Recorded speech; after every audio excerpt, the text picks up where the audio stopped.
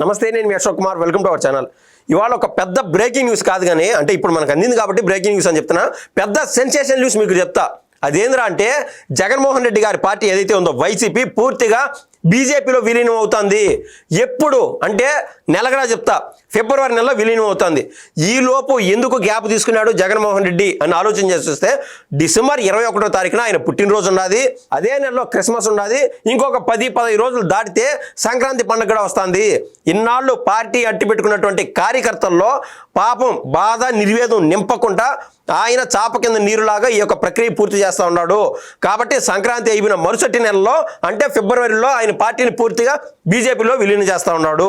అసలు ఈ ఇన్ఫర్మేషన్ ఎట్లొచ్చింది ఏంది అని మనం ఆలోచన చేసి చూస్తే, జగన్మోహన్ రెడ్డి గారి పార్టీలో కీలకమైన పాత్ర పోషించేటువంటి వైవి సుబ్బారెడ్డి గారు గతంలో 3 తరాలుగా ఆయన పార్టీకి కావచ్చు, లేకుంటే ఆయన కుటుంబానికి అండదండలు అందించినటువంటి విజయసాయి రెడ్డి గారు మళ్ళీ జగన్మోహన్ రెడ్డి గారి టచ్ లేకపోయి ఏం చేస్తున్నారంటే కేంద్ర పెద్దలతో మాట్లాడుతూ ఉన్నారు. అది అందరికీ మనకు తెలిసినటువంటి విషయమే. విజయసాయి రెడ్డి గారు చాప కింద నీరులాగా ఈ ప్రక్రియ అంటూ పూర్తి చేస్తున్నాడు. అసలు అంత వైరాగ్యం, అంత బాధ, ఇంత పెద్ద పార్టీ అని చెప్పుకునేటువంటి జగన్మోహన్ రెడ్డి గారికి ఈ పరిస్థితి ఎందుకు ఏర్పడింది, అసలు ఈయన ఎందుకు అట్లా ఆలోచన చేస్తున్నాడు అని మనం ఆలోచన చేస్తే, గుడ్డి కంటే మెల్లమేలు అని జగన్మోహన్ రెడ్డి గారు ఎప్పటి నుంచో ఈ సామెతను బాగా నమ్ముతూ ఉంటాడు. ఇప్పుడు జగన్మోహన్ రెడ్డి గారి పైన గతంలో ఉన్నటువంటి ఈడీ కేసులు, సిబిఐ కేసులు ఆయనకు మెడకి ఉరితాడై కూర్చోండాయి. కానీ ఆయన ఎట్టొకట మేనేజ్ చేస్తూ ఉన్నాడు.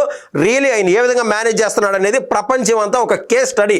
లాకు కానీ, లాయర్లకు కానీ, జడ్జిలు కానీ, కోర్టులు కానీ ఛాలెంజ్ విసిరే రీతిన జగన్మోహన్ రెడ్డి గారు కనీసం కోర్టు పోయి సంతకాలు పెట్టరాలా, పోలీస్ స్టేషన్ పోయి సంతకాలు పెట్టరాలా, కోర్టు మెట్లే ఎక్కలా. ఈ 11 సంవత్సరాల 11 నెలలు అవుతుంది ఈ సెప్టెంబర్కి. సో జగన్మోహన్ రెడ్డి గారు ఆ కేసు నుంచి అటు ఇటు తప్పించుకుంటూ వస్తున్నాడు. కానీ ఆ అలసత్వం అంతో ఇంత వహిస్తే కోర్టు వారు కానీ, పైన ఉన్నటువంటి చట్టాలు కానీ, జగన్మోహన్ రెడ్డి గారు చేసినటువంటి నిర్వాహకం మనం చూసాం. గత 5 ఏళ్లలో శాండు, మైన్సు, అదేవిధంగా మద్యము, ఇంకా ఎక్కడ పడితే అక్కడ క్వార్జులు, ఇంకా అంతెందుకు రేషన్ బియ్యం, ప్రతి దాంట్లోనూ దందా చేసి దాదాపు మళ్ళీ 1000 కోట్లలోకి ఆయన సంపాదించుకున్నాడు. మన రాష్ట్రాన్ని అదునుగా చేసుకొని ఇదే విధంగా ఒక పెద్ద స్కామ్ ఏంటంటే, దాదాపు 20 లక్షల కోట్ల రూపాయలు విలువ చేసే భూముల్ని అప్పనంగా వాళ్ళకు సంబంధించినటువంటి ఎవరైతే బి గ్రేడ్ కార్యకర్తల ద్వారా, బి గ్రేడ్ నాయకుల ద్వారా ఆయన పొందినాడు. ఆ కార్యకర్తలు ఏమో లేకుంటే బి గ్రేడ్ నాయకులు కరుణాకర్ రెడ్డి లాంటి వాళ్ళు ఆ ల్యాండ్స్ కబ్జా చేసేస్తారు, దాన్ని అమ్మేసేది. దాంట్లో వచ్చిన దాంట్లో దాదాపు 70% జగన్మోహన్ రెడ్డి గారికి ఇస్తా వచ్చారు. సరే, టైం బ్యాడ్ అయిపోయింది. ఇప్పుడు ప్రభుత్వం వచ్చి కూటమి పార్టీలు ఏర్పాటు చేశాయి. కాబట్టి ఆయన చేసినటువంటి స్కామ్లు ఒక్కొక్కటి వెలికి తీస్తా వచ్చినప్పుడు కేంద్రం పెద్దల యొక్క సహకారం తీసుకుంటే కనీసం కొద్ది రోజులు జైలు బాగూడదని చెప్పి ఆయన రకరకాలుగా పరితపించాడు. అంతెందుకు జగన్మోహన్ రెడ్డి పార్టీకి ఎప్పుడు అండదండగా ఉండేటువంటి మ్యాక్సిమం ముస్లిం వర్గానికి వ్యతిరేకంగా కూడా ఆ మధ్య కేంద్రం తీసుకొచ్చినటువంటి బిల్లు కూడా ఆయన వ్యతిరేకంగా ఓట్లేసినటువంటి సంగతి మనం చూస్తూనే వచ్చాం. దాని ద్వారా ముస్లిం వర్గం దూరం అయిపోయింది. ఇప్పటికిప్పుడు మనం చూస్తే రీసెంట్గా ఉపరాష్ట్రపతి ఎన్నికల సందర్భంగా అసలు బీజేపీ వాళ్ళు అడగకుండానే, అంటే బీజేపీలో ఆల్రెడీ టీడీపీ, జనసేన ఇవన్నీ ఉన్నాయి, కానీ సిగ్గు చంపుకొని ఈయన వాళ్ళకేం మద్దతు ఇచ్చాడు. దీన్ని బట్టి అర్థం చేసుకోవచ్చు జగన్మోహన్ రెడ్డి కథ అయిపోయింది అని. సో అవసరం లేనప్పుడు కూడా వాళ్ళకి మద్దతు ఇస్తున్నాడు అంటే ఇంకా భవిష్యత్తులో ఎటువంటి ఉపద్రవాలు వస్తాయో ఏమో అని చెప్పి ఈయన పూసుకున్నటువంటి మొత్తం దరిద్రాన్ని, మామూలుగా ఒక సామెత ఉంటుంది, అక్కడ గంగా నదిలో కన్నా మునిగితే చేసినటువంటి పాపాలన్నీ పోతాయి అని చెప్పి ఆ రకాన బీజేపీలోకి వెళ్ళిపోయి ఆయన ఇన్ని రోజులు చేసినటువంటి పాపాలను కడిగేసుకునే విధంగా వాళ్ళతో డీల్ పెట్టుకున్నాడు. ఏదైతే నేను చెప్పానో చాప కింద నీరులాగా ఈయన చేసినటువంటి అవినీతి ద్వారా సెటిల్మెంట్స్ రూపంలో ఎవరైతే బాధ్యులు ఉంటారో వాళ్ళందరికీ డబ్బుల రూపంలోనూ, ఆ ల్యాండ్స్ రూపంలోనూ అన్నీ వెనక్కి ఇచ్చేస్తాను, దయచేసి కొత్తగా పడినటువంటి కేసులు నా పైన రాకుండా ఉంటే చాలు అని చెప్పి ఈయన వైవి సుబ్బారెడ్డి ద్వారా, అదేవిధంగా విజయసాయి రెడ్డి ద్వారా ఈయనంటూ డీల్ పంపించినట్టు మనకైతే అర్థమవుతుంది. ఈ క్రమంలో ఆయన ఏం చేస్తున్నాడు, 11 రాజ్యసభ స్థానాలు ఉంటే జగన్మోహన్ రెడ్డి గారికి అందులో 4 ఆల్రెడీ రిజైన్ చేసి బీజేపీలో జాయిన్ అయిపోయినారు. బేదా మస్తాన్ గారు కావచ్చు, మోపిదేవి వెంకటరమణ గారు కావచ్చు, విజయసాయి రెడ్డి గారు కావచ్చు, అదేవిధంగా ఆర్ కృష్ణయ్య కావచ్చు, వీళ్ళందరూ బీజేపీకి అటు పోయి జాయిన్ అయిపోయినారు. బీజేపీకి కావచ్చు, ఈ యొక్క కూటమి పార్టీలోకి పోయి జాయిన్ అయినారు. ఇంకా ఇదే క్రమంలో కేవలం 11 ఎమ్మెల్యే స్థానాలు ఏనుకుండగా 4, ముఖ్యంగా చెప్తున్నా కడప జిల్లా నుంచే మొదలవుతుంది.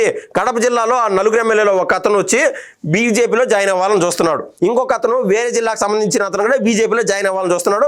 మిగిలిన 2 ఎమ్మెల్యేలు వచ్చి ఒకరు టీడీపీలోను, మరొకరు జనసేనలోను జాయిన్ అవ్వాలని చూస్తున్నారు. ఈ పరిణామాలన్నీ తట్టుకోలేనటువంటి జగన్మోహన్ రెడ్డి గారు ఎట్టయితే అట్టయిందని చెప్పి ఇరు పార్టీలు అంటే 2 పడవల ప్రయాణం చేద్దామని చెప్పి ఆయనకు సంబంధించినటువంటి ఉండే 7 మంది రాజ్యసభ ఎంపీల్లో ఒక అతను ఎవరైతే రాజంపేట వాసి ఉన్నారో రఘునాథ్ రెడ్డి గారు, ఆయన్ని తీసుకొని పోయి కాంగ్రెస్ లో జాయిన్ చేయించే విధంగా ఆయన ప్రక్రియ అంటూ మొదలు పెట్టాడు. ఆ వార్తలు మనం చూస్తూనే ఉన్నాము. ఈ రకాన మొత్తం దేశం మొత్తం చూస్తే మేజర్గా 2 పార్టీలే జాతీయ పార్టీలు కాబట్టి, ఒకటి కాంగ్రెస్, ఇంకొకటి బీజేపీ. 2 పార్టీల్లో ఈయన యొక్క అనుయాయులుగా ఉంటే ఈయనకు కేసుల నుంచి ప్రొటెక్షన్ దొరుకుతుందని చెప్పి మాస్టర్ మైండ్తో ఈ డిసిషన్ తీసుకున్నాడు. కాబట్టి గుడ్డి కంటే మెల్లమేలు అనే రకాన ఈయన బీజేపీలో జాయిన్ అవ్వాలనుకుంటున్నాడు. మరీ ముఖ్యంగా ఇంత వైరాగ్యం ఎందుకు వచ్చిందంటే, ఈ మధ్య కేంద్రం ఒక చట్టం తీసుకొస్తా ఉంది.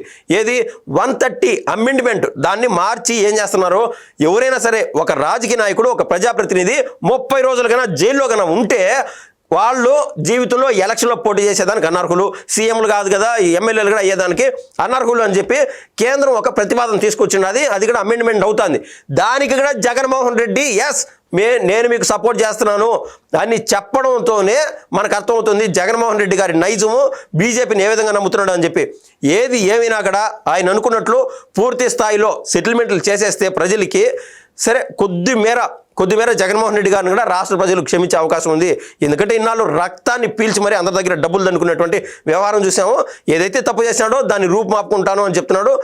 ఏదైతే ఆయన ఇన్నాళ్ళు పాపాలు చేశాడో దాన్ని పంకిలం చేసుకునే విధంగా ఆయన ముందుకెళ్తాడు అనగా ప్రజలు కూడా హర్షించాల్సినటువంటి విషయం.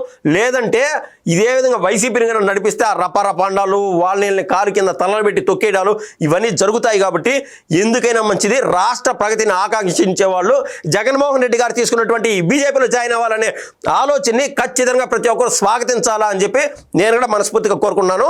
జగన్మోహన్ రెడ్డి గారికి మరింత మంచి భవిష్యత్తు ఉండాలని చెప్పి నేను కూడా ఆయనకి ఆల్ ద బెస్ట్ చెప్తున్నాను. ధన్యవాదాలండి.